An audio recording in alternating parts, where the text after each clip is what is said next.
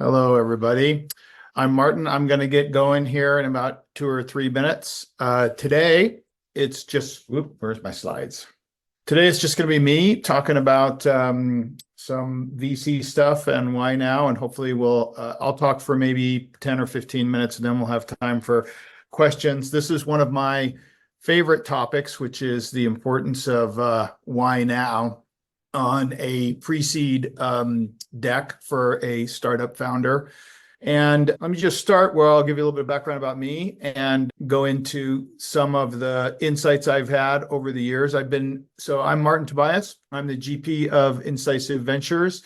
I've been investing for about 25 years. For the last 5 years, I've been investing exclusively in B2B software and pre-seed. So I like to say 3 guys and a dog.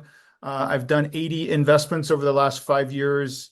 6 of them turned out to be unicorns.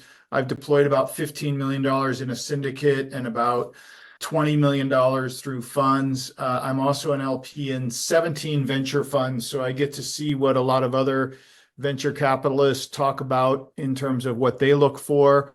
I go to their annual meetings. Before I was a VC, I was an entrepreneur. I was 3 times a venture-backed CEO. I took 2 companies public and raised about $500 million. I've been in and around this whole startup thing for quite a long time and have invested, operated, all that stuff. We're still getting a lot more people here. I'm adding some of the investments that I've done, and I'll talk about the why now parts of some of the investments that I've done. I've done 80 investments over the last 5 years, 6 unicorns. I was pre-seed in companies like Jeeves, Deal, OpenSea, and Yasir. I'll be talking about Jeeves, Deal, and OpenSea, their why now, and what compelled me to invest in them when they were 3 guys and a dog a little bit later. Let's talk about why you need a why now slide. It's interesting when I see a lot of pre-seed decks that a lot of them are missing a why now slide. And let me tell you why I think it's important to have a why now slide. That is because ideas, trends, technology, and infrastructure are all commodities these days. If you say, I've got this market size and the market's this big, everybody sees the same thing. Everybody sees the same market. You say, I'm building on AWS. Everybody's building on AWS, the infrastructure. The meta trends that are true for everybody. So the question is, a lot of CEOs in their pre-seed decks will spend a lot of time talking about the market size, the problem area, things like that. But those are things which are true for everybody who's competing in the market space.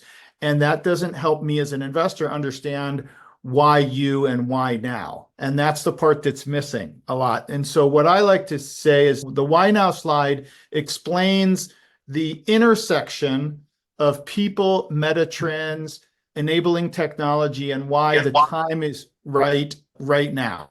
Hold on, let me just make sure that I mute everybody. So what I want to see on a why now slide is the why now. What's that? Oh, sorry, I didn't know I was in mute. I'm sorry. I'm sorry. I do want everyone to mute just for now. Hold on, mute that.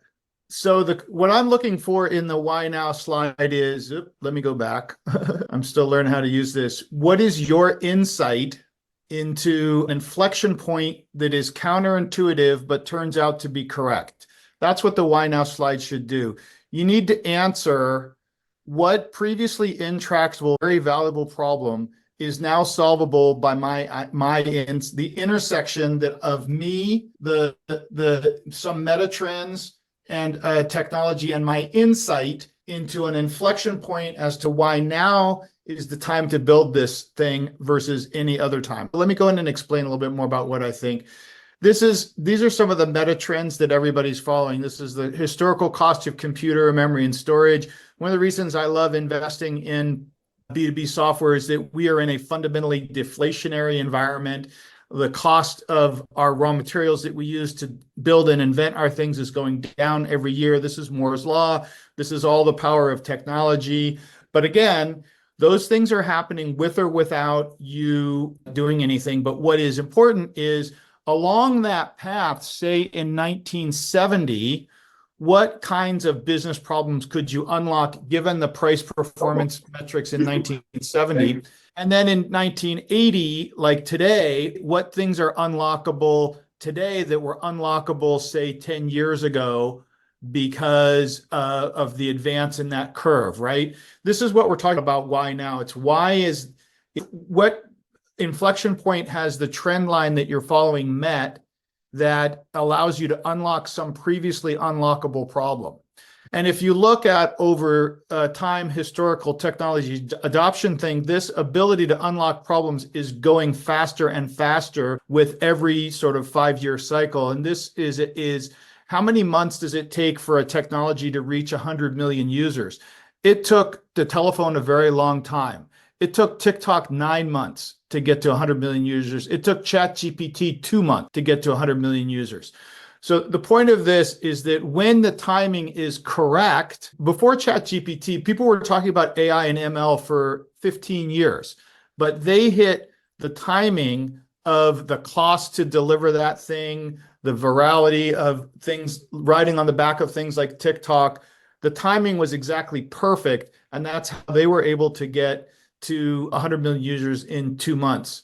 Another thing which has happened over time is the cost of starting a company has continued to go down every year. When I started investing, say in the late 90s, it cost you roughly $5 million to build any kind of internet tech startups. You had to buy your own server, you had to hire people, you had to rent office space and all of that stuff. These numbers only stopped in 2015. It was roughly $5,000 to start the company in 2015 that you would have cost $5 million in 2000. Today in 2020, that's probably a couple $100 because you can buy everything you need to start a company in the cloud. But that's true also, again, for any entrepreneur.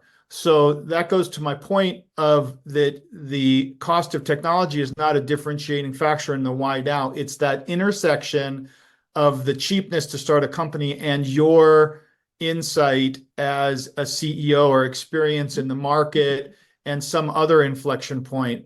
And what over the last bunch of years is that the number of people starting companies has really accelerated. This chart just shows the fact that unicorns were created at an ever denser, ever faster ratio. And that's because all of these things about how easy it is to start a company have been true. And many inflection points of why now have been tripped over the last couple of years. And this is just something showing you that you can start a company in any kind of cycle. So let me go and just talk specifically about a couple of why now examples and why it was counterintuitive at the time and it turned out to be correct. So this, I saw Toby post on Shopify about the friction that he was doing. So he was talking about he had met up with a venture capitalist that had passed on his deal. And the venture capitalist was saying, hey, Toby, what did I miss? And what he missed, the why now that the VC missed, was when Toby pitched him, there were approximately 20,000 e-commerce sites on the web at the time when he started Shopify. And what he's talking about here in the friction is that he thought that the existence of a push button to start your e-commerce store infrastructure would open up the opportunity for e-commerce to millions of people. What the VC said is, well, I see that the market today is only 20,000 e-commerce websites. If you get 50% share, you don't have a very big business. This is a small business. What the VC missed was the fact that, and was the why now, which was the of a push button e-commerce infrastructure would make the market larger than it had ever been before. Today, there are over 1 million e-commerce stores just on Shopify. So the VC missed the fact, the counter idea was that easy to deploy e-commerce infrastructure would 1x the demand for e-commerce infrastructure. And the why now was because you could do it as a shared infrastructure. And that's what the VC missed. And that was what was counterintuitive. But prior to Shopify, everybody had tried to build their own e-commerce website by themselves, and nobody had tried to share infrastructure with anybody else. And that was the why now that caused Shopify to be so successful. Let me give you another couple of examples of why nows, companies that I have invested in, some big ones you may know of, and others that I've done recently. So I invested in a company called Deal as an employer of record. They compete with TriNet. I invested in 2019, and the pitch was, hey, we're better than TriNet. TriNet sucks, and we're going to focus on hiring international people, which is something that they don't do. I agreed with the core thesis that TriNet sucked. But what they said is we think the demand for international employees is going to significantly increase. This is in 2019. What they didn't know was that the pandemic was coming in March of 2020, and it put rocket fuel on the demand for international employees. That's why Deal went from zero revenue in 2019 to $550 million last year. So they actually got rocket fuel on their why now, but their why now original pitch was, we're going to go make it easy for US companies to hire international employees through a single user interface in any country, something that the current vendors are not doing. And we think that market's going to grow quite fast. They turned out to be correct on both accounts. The second one I was a pre-seed investor in Deal. The second company that I invested in that had a pretty compelling why now was OpenSea. OpenSea is a marketplace for NFT creators. And the why now was, these crypto native products called NFTs are coming out. Everybody's interested in crypto products. And we need a specialized marketplace to sell these products because Amazon and eBay cannot sell them. It turns out that the selling dynamics was slightly different, and the existing marketplaces could not sell them. And there was a technical requirement because OpenSea ran the registry for NFTs, and NFTs had to be registered, and OpenSea had the monopoly on creating on the registry. So there was something technically different about it, and they were at a time where this was a crypto native product, and there was lots of general interest in crypto. The why now was, we have to have a specialized marketplace. Amazon and eBay can't do this. I agreed with that. It turned out to be correct. That got to be a very big business. It's now a much smaller business, but that doesn't change the fact that when they started, it was exactly the right time to start that, because there was a requirement for a different marketplace versus Amazon or eBay. Let's look at another one, Airbnb.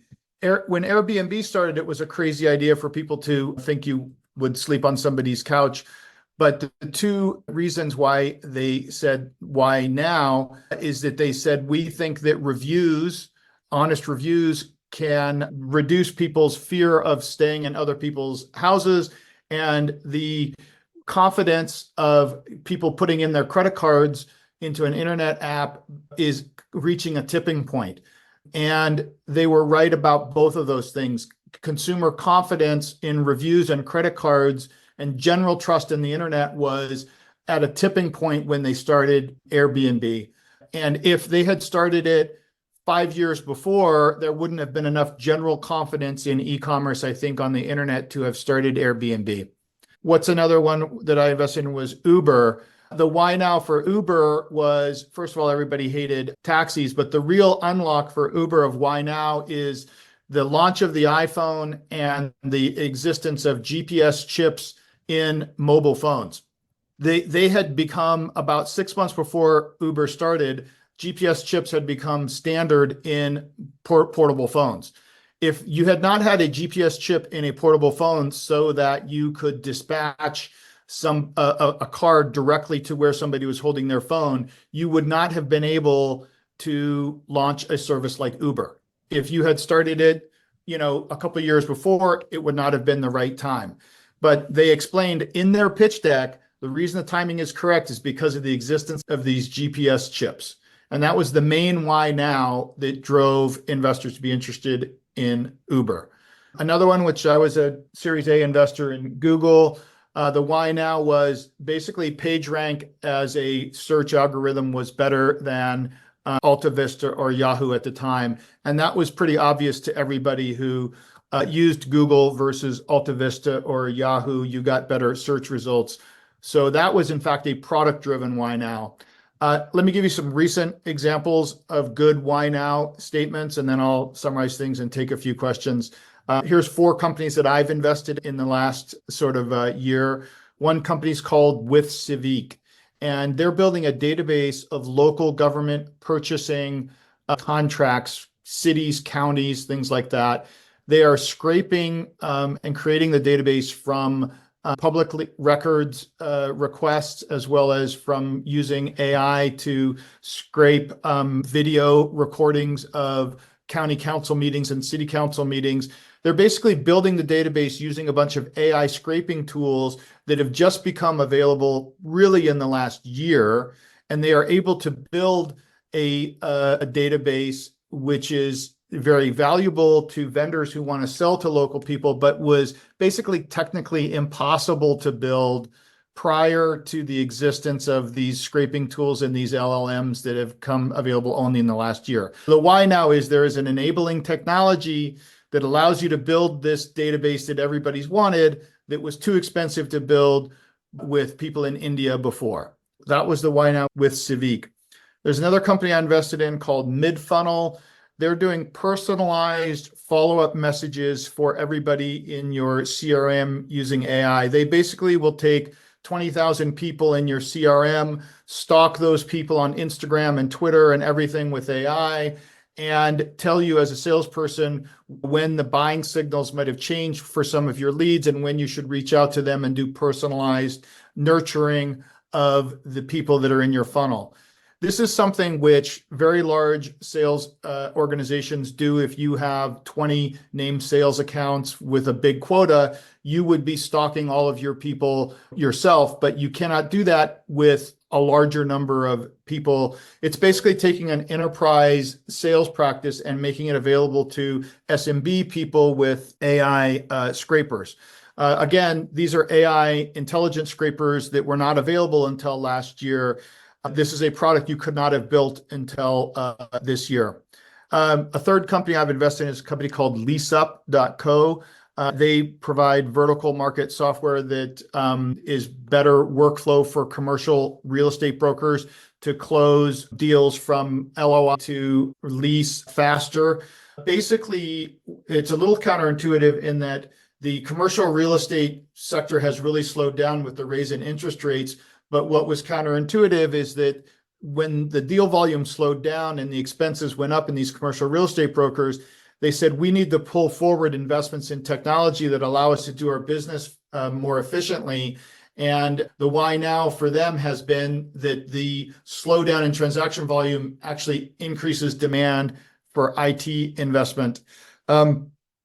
That was the pitch. It turns out to be true. This company is growing like 300 or 400% year over year.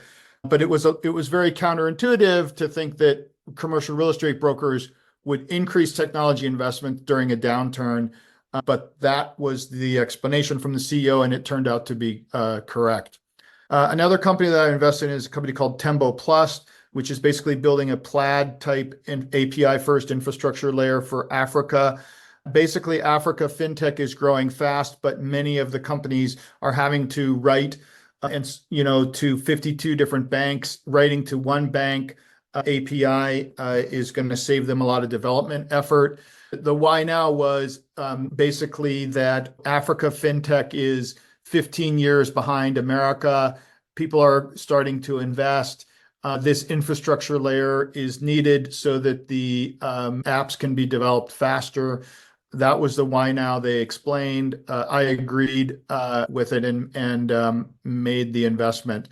A great why now slide is going to answer a couple of questions. Why you as a CEO? Why are you the best person, the only person who can solve this problem? What is the insight that you have into the market or product that others don't see? What do you see happening? And what is the inflection point that enables this thing? So what has changed that others don't see that is going to enable you to deliver your particular solution, which results in the timing being perfect for you. The reason I am so passionate about a why now slide is that when the CEOs just talk about the problem and their solution, it doesn't explain the intersection of why them and why their insight is going to solve this problem or solution, because everybody in the category is trying to solve the same problem or solution. But those are all the slides I have about why now, why I think it's an important part of a pitch. And hopefully that's been helpful.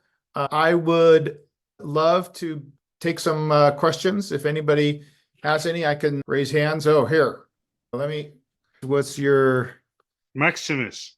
Okay. Hey, Maximus, go ahead. I had several things going through my brain whilst you were talking, but I decided to narrow it down to AR technology, since you like software and I like hardware. But okay, so there's a company in China called Xiaomi, Xiomi. Okay. They demonstrated how smart glasses can allow you to read anything as if you're on Kindle. Okay. I didn't know that. So I was thinking about why Apple is struggling to deploy smart AR technology in glasses to read stuff. And then I saw the article this afternoon about how Xiaomi has already demonstrated the use of AR technology to read newspaper or anything in dark mode or in transparent mode, and yet the market hasn't responded to them. As you explained the why now, why you, I'm beginning to think if Xiaomi's technology was exactly transferred to Apple right now, almost every Apple user would buy it, as opposed to Xiaomi. So it's becoming sense. It's making sense to me why the why you. Except when I build something, I don't agree with the why you statement, because I feel very passionate about what I'm building, to the point where I don't want anybody else to be the one building it. Okay, so what's your question?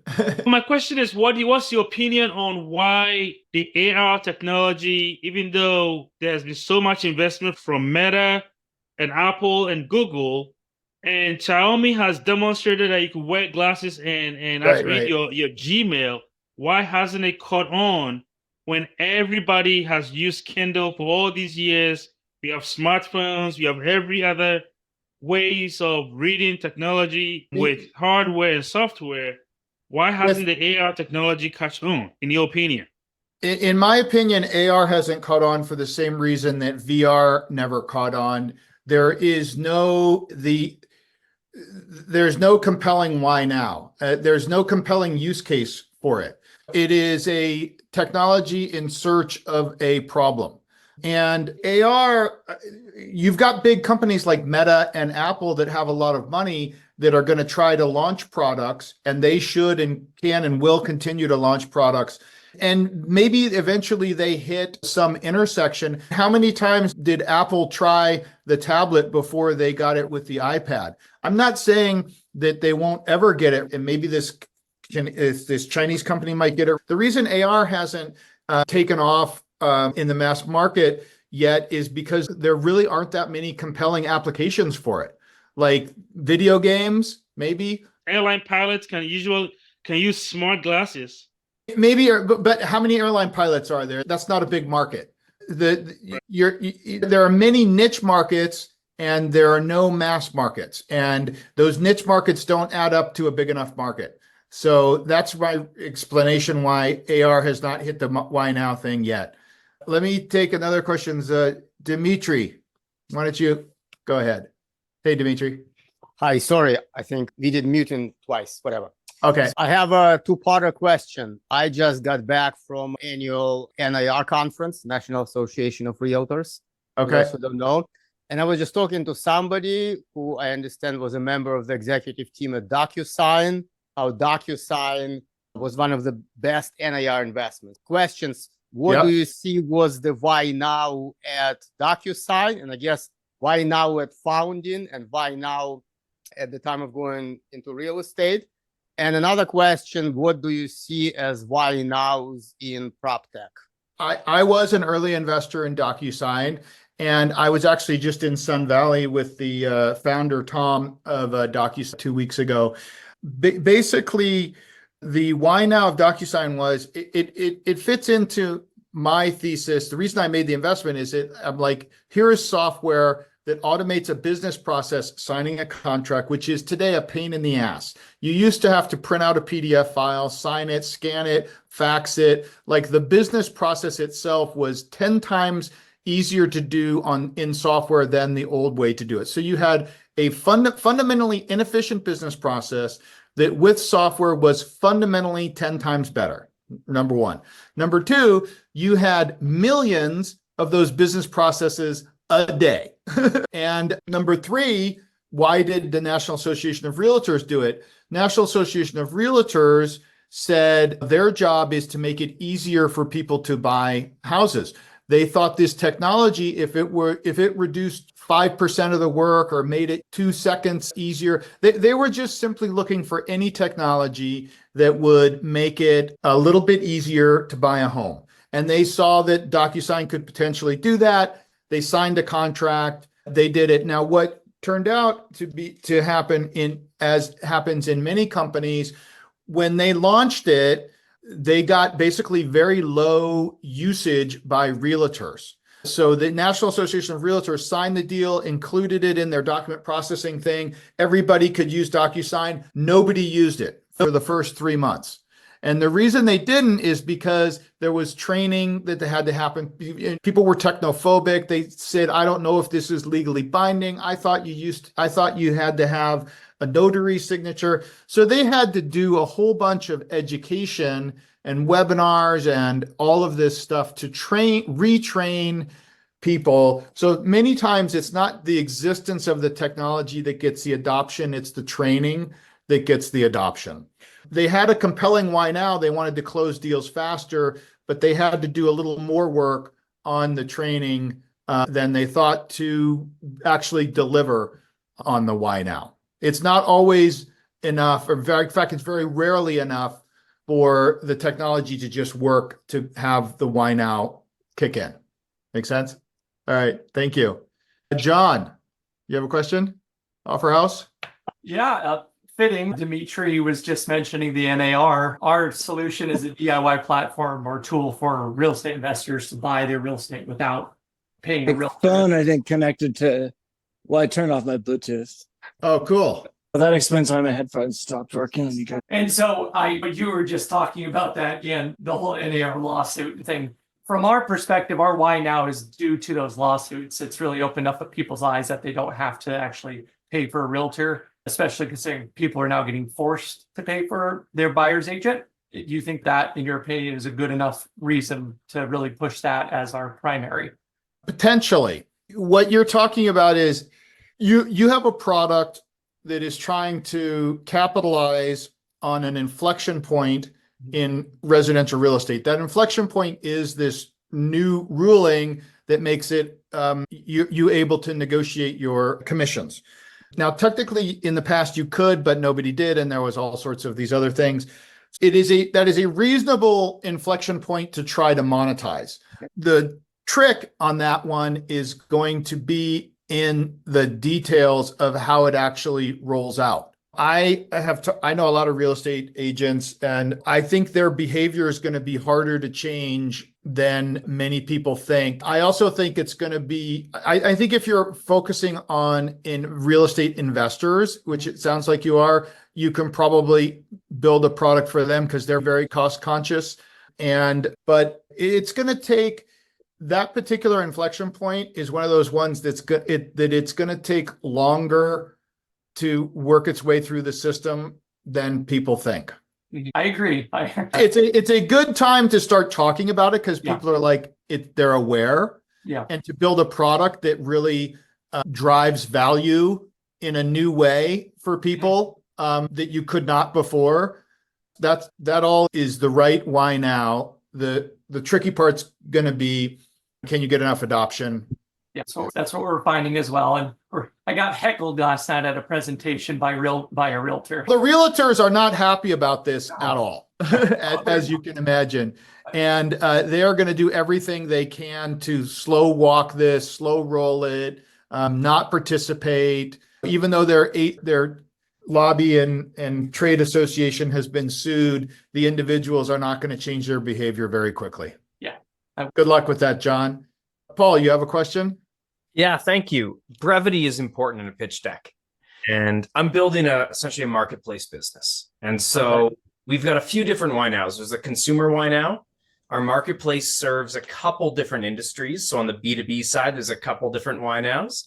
And then there's also a technology wine now. Okay. So I guess my question comes down to, in 90 seconds on one slide, how would you focus this? Or is a slide about a why now consumer, why now technology, why now B2B something that could also work?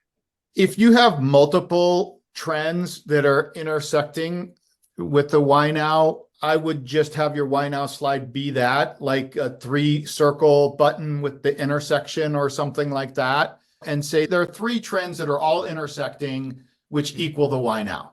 Got it. And just on the marketplace topic, what why now to you matters most? Is it the consumer, or is it the technology or the business? If, as from an investor standpoint, when looking at a marketplace that that requires the B2B interaction. It depends. When I invested in OpenSea, which is basically a marketplace, it was the combination of technology and consumer interest in buying a new good that never existed before.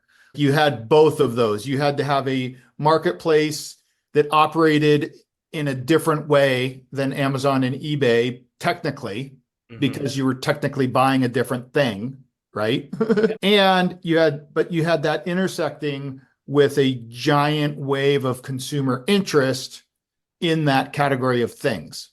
So I think for a new marketplace, you have to show both. Like, what is the technical reason why you need a new marketplace? Is it what is different about the buyers and sellers in your marketplace that require a different marketplace? And then you have to show people why there are a lot of buyers and sellers that potentially want to do that, and what is going to cause them to move. I don't know. One of the trends I'm seeing in marketplaces is, and I don't know if this is you, but a disaggregation from the general marketplaces to specific marketplaces. So you see people moving collectible tennis shoes from Amazon to StockX, right? People taking categories off of the general marketplaces and doing them better in a specialized marketplace. That is a general trend which is happening, but there are reasons for that. There's something specific about that category of buyers and sellers or that merchandise that is being better served in a new marketplace versus the generic ones. There are many categories that's not going to work, where the general marketplace is going to be better. Usually it's something high end or something specific about the merchandise that requires a new marketplace. You got to have the intersection of customer interest and that merchandise. Great. That was very helpful. Thank you. All right. Thank you. There's another question from Georges. You have a question? You had your hands up. And then Andre, you're next. Can you hear me, Martin? I can, yeah. Hi. Yeah, so thank you for hosting this. My question was actually very much exactly what Paul was going to ask. So I appreciate you answering that. I guess I wanted to pivot it a little bit and see if you're okay with this. I've seen you post recently about startups who only raise once and then reach profitability and then just go from there, right? Now, maybe I'm misunderstanding this, but it maybe runs a little counterintuitive to how ventures or VCs want companies to run, which is consistently running through cash, trying to grow as quickly as possible versus reaching early profitability. Are you seeing a change in how investors, and you maybe in particular, think about companies where you're fine with them seeking to reach profitability earlier and be sustainable versus go all out and try to reach that 100 million? Or is that still like how most investors want, which is companies that are not exactly profitable at $1 million ARR, but growing really fast? the idea of companies raising $1 billion before they go public is frankly a relatively new thing in the last 5 to 7 years. If you take the total amount of venture capital that was raised by the big seven, by Facebook, Google, Microsoft, Amazon, it was like $300 million. Okay. Yeah. Total. How much money did Microsoft raise in venture capital? Total. $1 million. Yeah. One check, one round. They raised 1 on 20. They never raised again. And they're worth $3 trillion. Now, you can do that with software companies. You could not do that with hardware companies. You couldn't do that with drug discovery companies. There's certain companies where that doesn't make sense and you just require more capital. But this idea that and in B2C companies, many times you're going to need more capital because you got to acquire customers and spend money on customer acquisition. And so that's why you have had a lot of companies raising $1 billion, especially in the B2C area. I looked at one company, Lime Scooters. They've raised $1.5 billion and the company's worth $1.5 billion. So basically their investors are underwater. But they had to raise a lot of money because they had to buy a bunch of hardware. They had to launch a bunch of cities. They had to do a bunch of marketing, right? I only invest in B2B software companies. And I think people who invest in B2B software are not expecting their companies to have to raise so much money. The company Tembo Plus that I invested in Africa and Tanzania, they've raised less than $500,000 and they're profitable. Now, they may still raise money to grow a little bit or do some investments, but they don't have to. And the last 2 companies that I invested in raised twice as much money as they expect to get to profitability. And that was both times less than $2 million. I don't have a preference personally. Personally, as an early investor, I would rather that if you were that one investor who wrote Microsoft that one check and no other VC was able to write Microsoft that check, you're pretty fucking happy with yourself. Yeah. Because you're the only guy. Right. Yeah. And so me as a $250,000 or $500,000 investor, if I invest in $1.5 million round, that company gets to profitability, grows very quickly and doesn't take any more money. And in the end is worth a lot of money. And I'm one of the few investors in that company. I'm really happy. I don't want them to raise more money. Yeah. Really. But do I think most companies will be able to do that for a couple $1 million? Probably not. But what I'm happy about and excited to see is, again, some of those trends that I showed there, is that the cost of starting anything today is so low. And with these co-pilots, with GitHub Copilot and other things like that, being able to write code faster, you should be able to build almost any software company you want for very little money and get to profitability on a very small raise. And I think that's good for everybody. It's good for founders. It's good for VCs. It's good for everybody. So one follow-up to that is, sure. do you find there might be a conflict between a company chasing high margin profitability versus chasing what they call venture scale? Or do you think it's very doable that they should be able to achieve both? I think you should be able to achieve both. Okay. The whole point of venture scale, I wrote something about this, is basically you got to be able from about $1 million ARR to double your revenue. And if you can do that from cash flow, you're a fucking decacorn unit. You're like off the charts fucking good. Yeah. Most companies can't do that with cash flow. And that's why they take venture capital, is because you can grow faster with venture capital. But at the same time, you want to make sure that you're growing in a positive, like net revenue retention positive way, or in a low burn multiple way. The problem we had in the recent past is that companies were running at burn multiples of like 10 or 20. What a burn multiple is, how much money did you burn versus how much new revenue did you get? Yeah. And there were companies burning $10 million to add $1 million of revenue. That's a road to fucking nowhere. Yeah. If you burn $1 million to add $3 million of revenue, that's a reasonable thing to raise money to continue to do more of. Right. Okay. All right. Thank you. Thank you. All right, thank you. I think I have time for maybe two more questions. Andre, you have a question? Hey, Martin. Yeah, super quick. I wanted to get your take and then just two quick questions. You mentioned Shopify and how VCs missed it. I think Shopify might Some have been. VCs missed it, but one guy did in fact invest. Yeah. Oh, yeah. What I was saying is that I don't think necessarily was the ease of use of the website deployment, because a lot of it had it. I think was the Alibaba, the ease of use of getting drop shipping inventory that allowed you to very quickly create the end-to-end. I think if Alibaba wasn't there, Shopify wouldn't be the same. But that's a guess. Yes, I agree. They added a whole lot to their platform that made it easy, and it was all shared infrastructure, plug and play type of a stuff. What most VCs missed was the fact that that infrastructure could be shared on a $20 a month basis, and that as you added more features to that got more valuable over time. The network effects. What's the value of the Federal Express network? The value of an additional node on the FedEx network is more than one. And that's what happened at Shopify is they got it going, and then they added, the drop shipping, they added the finance, shop pay, and all of that other stuff. And it just got to be so valuable that that nobody thought about installing their own e-commerce server ever again. Yeah, exactly. And then I had two questions, or whichever. Could you give your perspective on why now for two companies, Venmo when there's PayPal and Tesla when they were releasing the Roadster? Sure. Venmo, I was an LP in a fund that invested in them. And basically the why now in Venmo, it was a bit of a copycat thing to PayPal, but it was started by a guy who left American Express.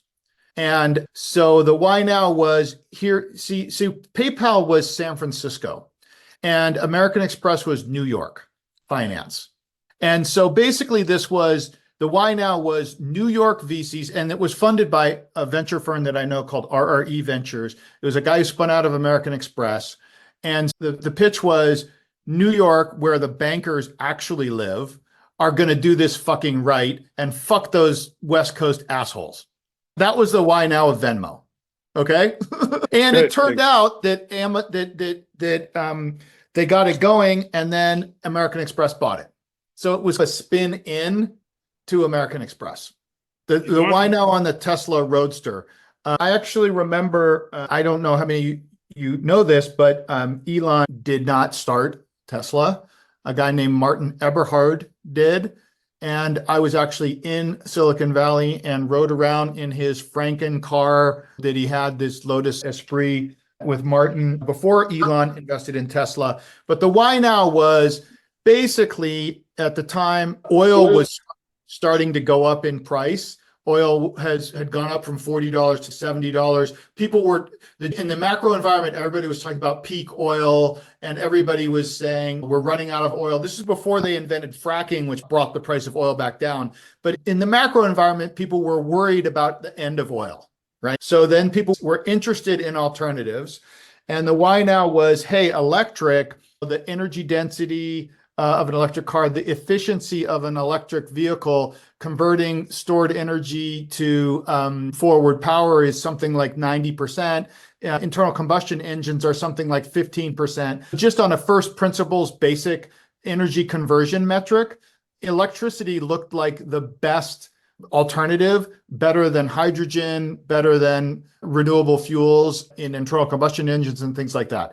So the why now was, we think we're running out of oil. What's the best alternative? Electricity. Oh, this guy's got something that works.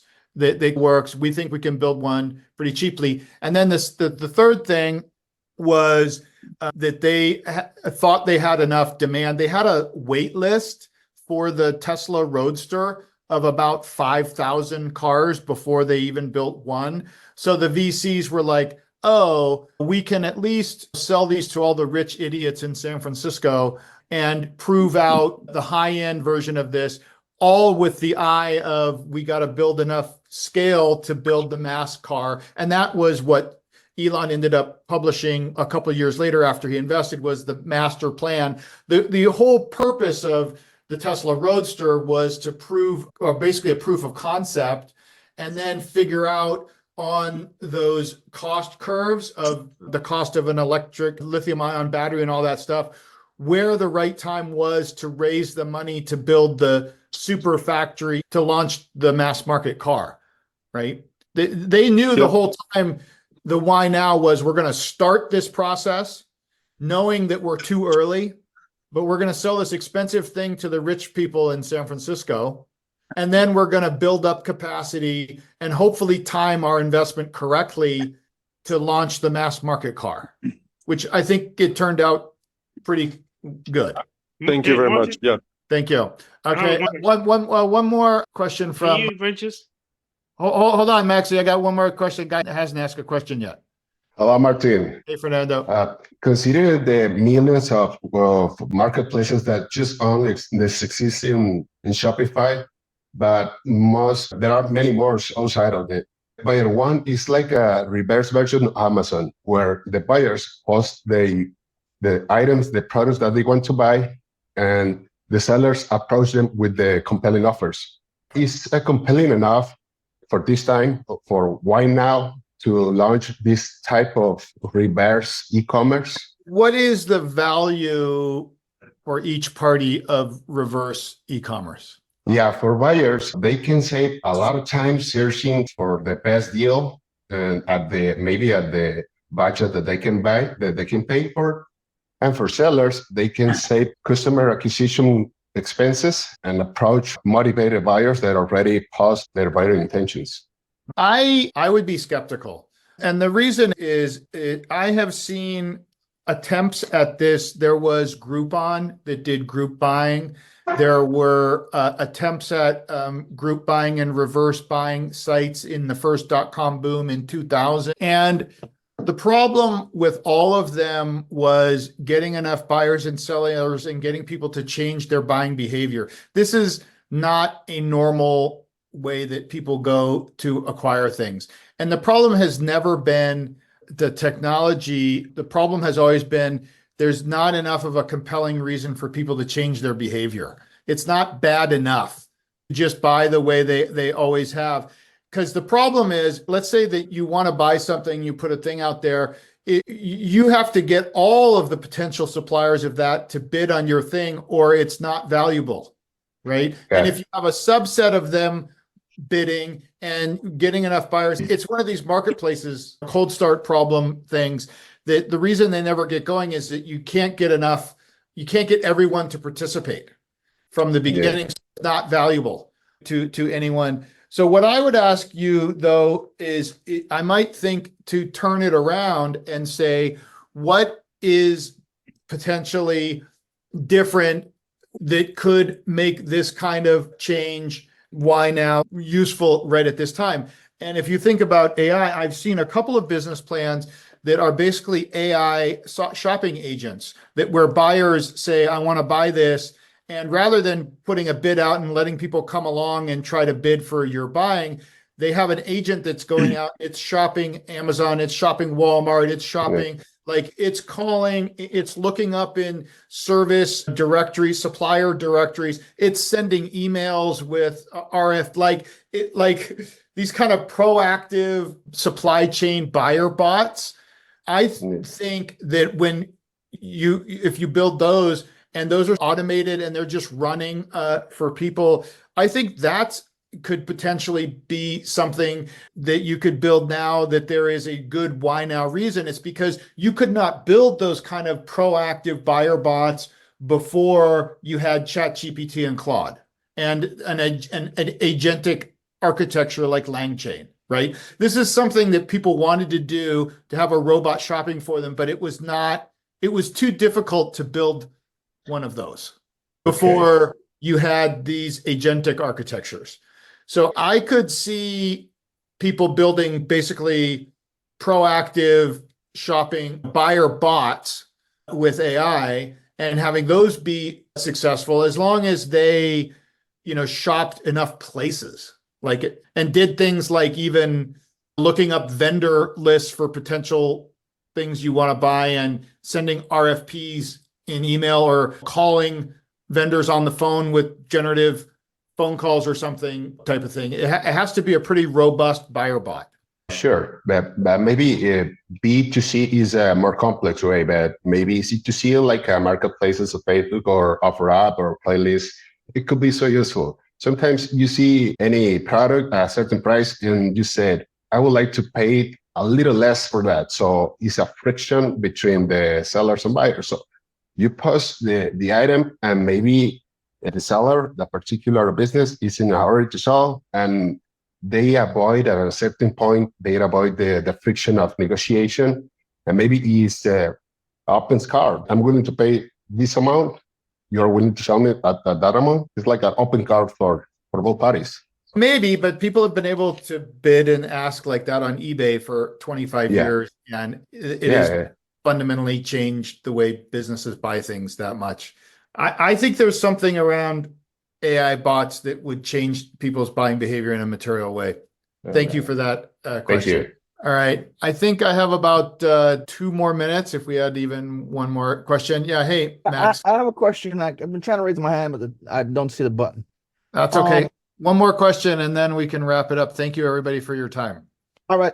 So the question is, when it comes to the why you versus why now, how do you qualify the why you to someone like you? As an investor, what I want to hear is what is unique about your experience in the world that makes you uniquely able to solve this problem you've chosen to solve. And so what I'm typically impressed with is, for example, I invested in this company called Zella.me, which is a vertical market software for private security operators in Latin America. The founder, the guy went to Harvard, his family lives in Mexico, goes back to Mexico City, is living in his condo building, gets robbed in his condo building 3 times. Why did he get robbed? He got robbed because his security guard didn't show up for his shift. And so he's like, why did my security guard not show up with the for his shift? So then he goes down the rabbit hole and sees all the operational problems running security guard firms. These are low wage people. So anyway, he had a very personal experience, a personal problem. And he called the owner of the security firm and said, why can't you get your people here on time? Here's all these problems. He says, I'm a software, maybe I can solve it. So anyway, he had a very personal problem, a very personal insight. He went and looked for somebody else to solve the problem for him. He wanted to switch his security firm. He wanted to buy software for his security firm. Nobody else could solve this problem. And therefore he was solving it because he had tried to buy a solution and nobody would do it. That is a really good why you, because you have a personal stake in the problem. You've researched the market. You have some insight into how to solve this problem that other people haven't had, and you earned it the hard way. That's a good answer to the why you. Excellent. Thank you. Last thing, can we make you do B2C again since you did Airbnb or not really? No, that was back in the day. I'm not doing B2C anymore. But thank you, everybody. Have a great week and enjoy and keep building. It's the best time to build.